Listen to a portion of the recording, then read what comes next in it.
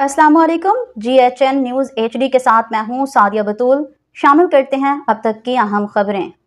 सरगोदा जावरिया से खबर शामिल करते हैं। जफर अब्बास की रिपोर्ट के मुताबिक करप्शन के खात्मे के बगैर तरक्की मुमकिन नहीं। सहाफत रियासत का सतून है और हमें मिलकर करप्शन के खात्मे के लिए जिद्दोजहद करनी चाहिए। मेरी सियासत हल्का की तामीर और तरक्की के लिए और वो तमाम इकदाम बुरुएकार लाए जाएंगे जो इंसानियत की फलाह के लिए बेहतरीन साबित हो। इन ख्यालात का इज़हार साबिक उम्मीदवार MPA PP 76 मलिक अशरफ बुरहान ने सरगोदा प्रेस क्लब में मीडिया नुमाइंदगान से इज़हार ख्याल करते हुए किया।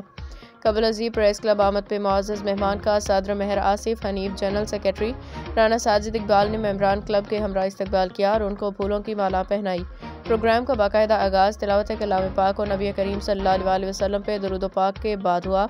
इस मौका पर जनरल सेक्रेटरी राना साजिद इकबाल मुअज़्ज़ज़ मेहमान की सियासी समाजी खिदमत के हवाले से बताते हुए मेम्बरान क्लब का उनसे तारुफ करवाया। सदर सरगोदा प्रेस क्लब महर आसिफ हनीफ ने मुअज़्ज़ज़ मेहमान को खासनामा पेश कियाते हुए कहा कि मलिक अशरफ बुरहान की सियासत खिदमत इंसानियत और लोगों की गमी और खुशी में उनके साथ खड़े होते हैं।